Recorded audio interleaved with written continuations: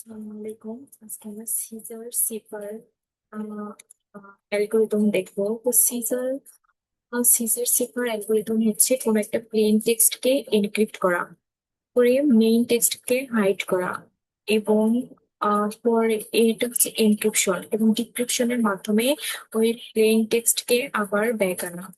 তো সিজার সিফার অ্যালগোরিদম, যেখানে হচ্ছে একটা প্লেন টেক্সট থাকবে। তো প্লেন টেক্সটের একটা ইকুয়েশন আছে, T is equal to C minus K, এবং cipher text C is equal to C plus K. তো আজকে আমরা সি প্রোগ্রামিং ব্যবহার করে সিজার সিফার এনক্রিপশন প্রোগ্রামটি কিভাবে কাজ করে তা ধাপে ধাপে বুঝবো। প্রথমে সম্পূর্ণ টেক্সট একবার দেখে নেব। এটা হচ্ছে আমার সম্পূর্ণ টেক্সট, যেটা আমি সি প্রোগ্রামিং ইউজ ব্যবহার করে করেছি এখানে। তো আমরা স্টেপ বাই স্টেপ বোঝার চেষ্টা করবো। তো এখানে ফার্স্ট স্টেপে hash input studio dot H দেওয়া আছে। তো এখানে স্টুডিও ডট এইচ হেডার ফাইলটি যুক্ত করা হয়েছে। এটি প্রিন্টএফ, স্ক্যানএফ এবং গেটস এর মতো ইনপুট আউটপুট ফাংশন ব্যবহার করার জন্য প্রয়োজন। সেকেন্ড স্টেপে সেকেন্ড স্টেপে আছে মেইন ফাংশন।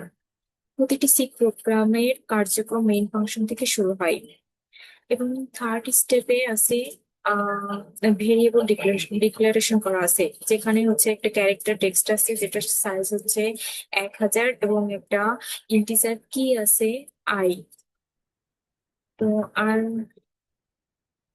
এখানে তিনটি ভেরিয়েবল নেওয়া হয়েছে, যেখানে টেক্সট যেটার সাইজ 1000 আগেই বলা হয়েছে। তো ব্যবহারকারী দেওয়া মেসেজ সংরক্ষণ করবে এটা।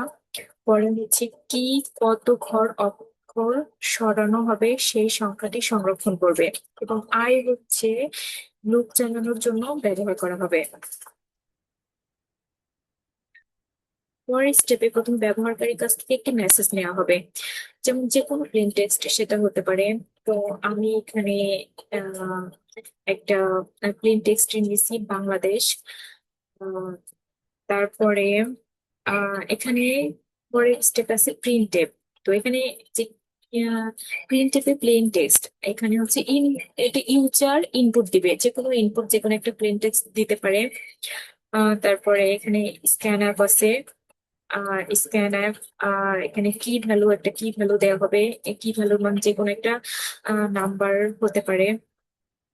তারপর হচ্ছে ইনক্রিপশন কি নেওয়া হয়েছে। পরে হচ্ছে পরের স্টেপ আছে লুপ। এখানে একটা ফর লুপ নেওয়া হয়েছে। এই ফর লুপটি মেসেজের প্রতিটি অক্ষরের উপর একবার করে চলবে। এই যে এখানে যে স্ল্যাশ স্ল্যাশ জিরো দেওয়া হয়েছে, এটা হচ্ছে স্ট্রিং এর শেষে স্ট্রিং এর শেষ চিহ্ন। যতক্ষণ পর্যন্ত এটি না আসে ততক্ষণ পর্যন্ত আমাদের লুপটা চলতে থাকবে।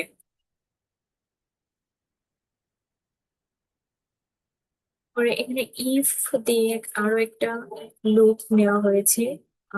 এখানে পরীক্ষা করা হচ্ছে বর্তমান অক্ষরটি এ থেকে জেড এর মধ্যে আছে কিনা। যদি থাকে তাহলে সেটিকে এনক্রিপ্ট করা যাবে। আর যদি আমাদের আহ বর্তমানে কোনো ভ্যালু জেড এর ভ্যালু থেকে, জেড এর ভ্যালু আমাদের এ থেকে জেড পর্যন্ত যদি এর মান 1 ধরা হয়, তাহলে জেড এর ভ্যালু 26 হবে। তো কোনো ভ্যালু যদি জেড এর ভ্যালু থেকে বড় হয়ে যায়, তাহলে আমরা ওই ভ্যালুটিকে 26 দিয়ে ডিভাইড করে নিব। আর কোনো ভ্যালু যদি এর ভ্যালু থেকে ছোট হয়, মানে মাইনাস কোনো ভ্যালু আসে, তাহলে ওই ভ্যালুর সাথে আমরা 26 যোগ করে নিব। পরে লাস্ট টেক্সট, এখানে এনক্রিপশনের ফর্মুলা দেওয়া আছে। ফর্মুলাটা হচ্ছে text I is equal to text I minus A plus E divided by 26 plus A. এটাই সিজার সিপার এর মূল ফর্মুলা। এখানে টেক্সট আই মাইনাস এ অক্ষরটিকে 0 থেকে 25 এর মধ্যে একটি সংখ্যায় রূপান্তর করে, প্লাস কি কি অনুযায়ী সামনে সরিয়ে দেয়। ডিভাইডেড বাই 26, জেড এর পরে আবার এ থেকে শুরু করার জন্য ব্যবহার করা হয়। শেষে প্লাস এ সংখ্যাটিকে আবার অক্ষরে রূপান্তর করে।